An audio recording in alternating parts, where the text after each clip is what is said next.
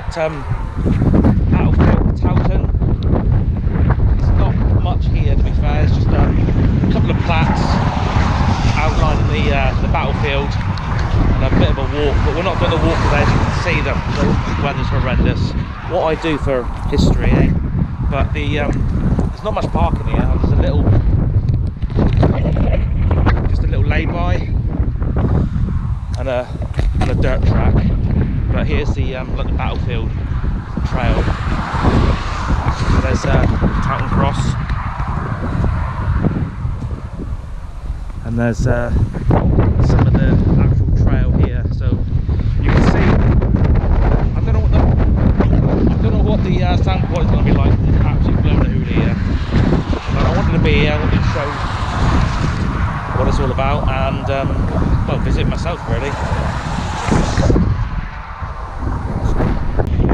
It's an old battlefield, so there's nothing a lot to see, but you get a bit of a sense of what's around here, the lay of the land and stuff. It's not like a cathedral or an old castle where you can actually see buildings and remains and stuff. Battlefields are battlefields, and of course they look completely different to what they did back in was it 1460 or whatever it was when the Battle of Towton was. You can see here there's a whole trail there starting off Route 1. See where we are there, to Bloody Meadow, another Bloody Meadow. Bloody Meadow normally is the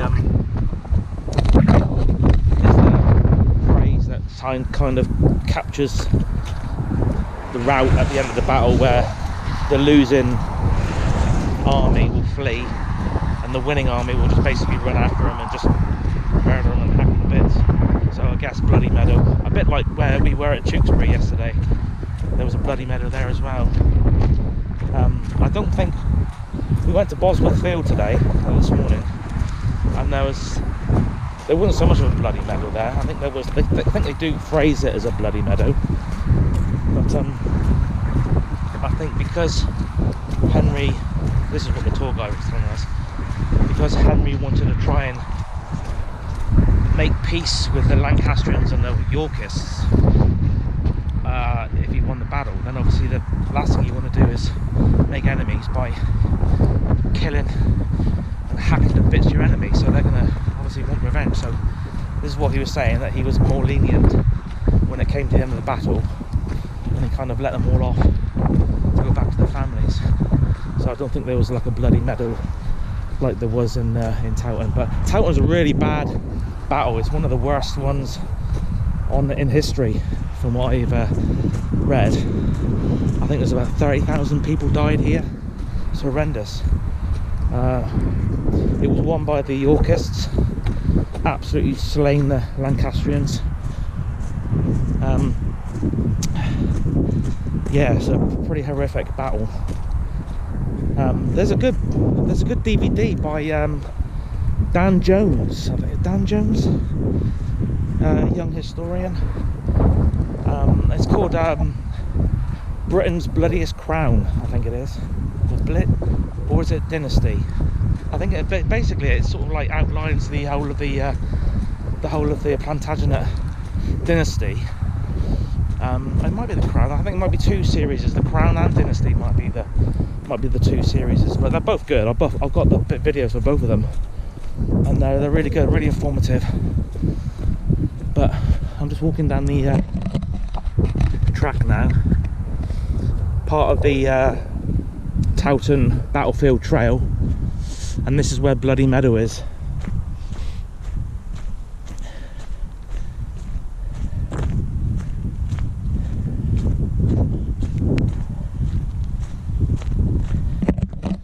It's absolutely blowing a hoolie here, and it stopped raining, but it was absolutely hammering it down now, just now. The things I do for you YouTubers, eh?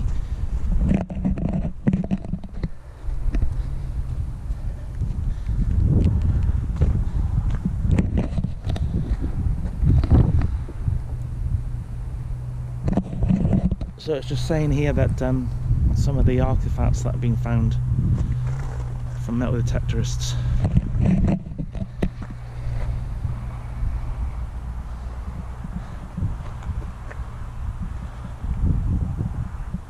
and Bloody Meadow's down there.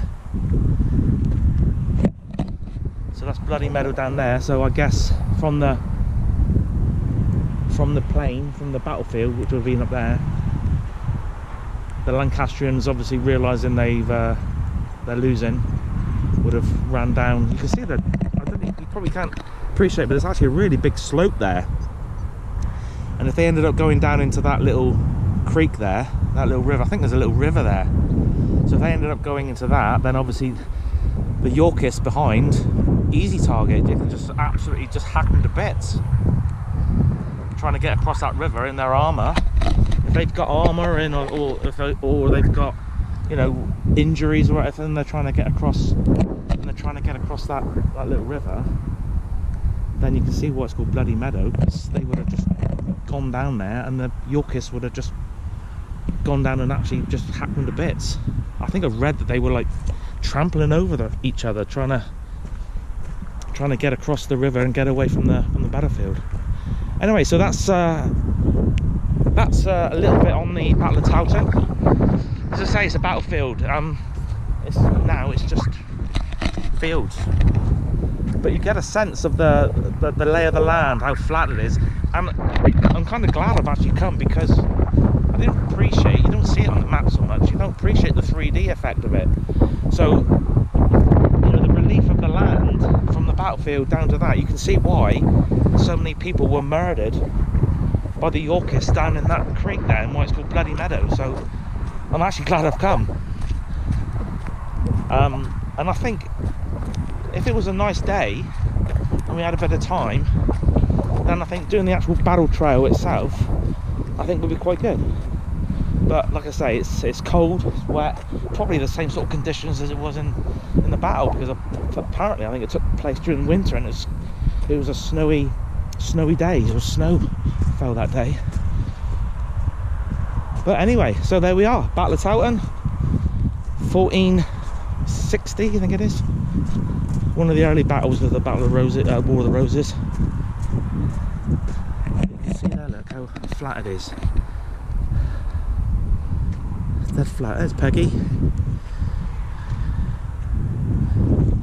Yeah. So this is the bottom end of the battlefield. It's about a quarter of a mile up there was the place where Bloody Meadow was, where the routing took place. But because I'm a dedicated amateur historian, I'm going to bring you with me into the field. You're allowed here, it's part of the trail, but it doesn't look like it's been used very often. As you can see, there's Peggy on the side of the road, there's the farmer's field, and I'm going to go down here. Oh help. And it looks like, oh yeah, it looks like that's the path there, look. So that's the path that brings you down from Towton Cross, and then this is the path that brings you onto the beginning part of the battlefield. You can't see much because there's a load of corn on the cob being grown by the looks of it, and it's a bit overgrown as well. But we are at the end of summer, well, autumn. Oh hell. Things I do, eh? Things I do. Oh, whoa, what on earth is going on here? Oh.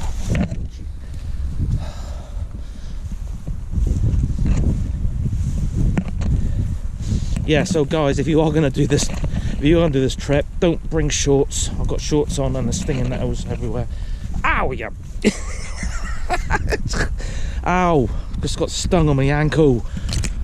Oh, wow. Well, I've got to come here because there's the plaque number 1, which is part of the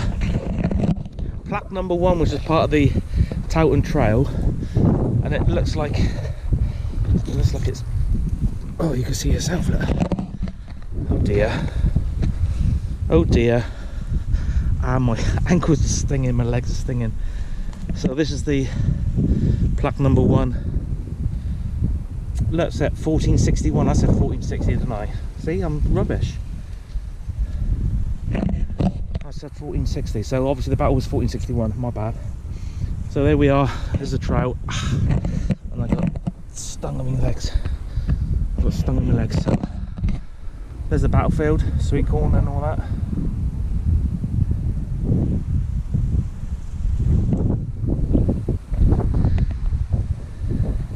now I've got to try and get back through that lot. Cheers, thanks guys, thanks. Right, see you later. And I'll tell you what, I'll bring you with me. You can see, because I might get stung again, which you might make you laugh. Ow, you git!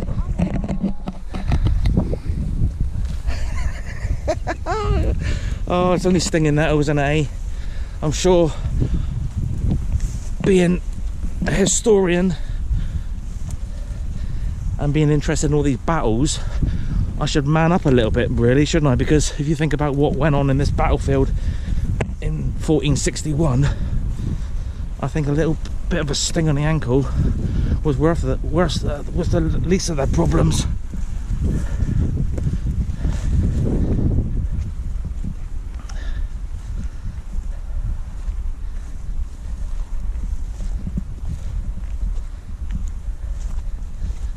Well, the good thing about this, my reward, is the fact that at the end of this road there's a pub, and that's where we're staying tonight, in a van. So we found a pub stopover and we're going to stay there tonight, and then we're heading off to York to do the Viking part of our history tour. So on that note, I'll see you later.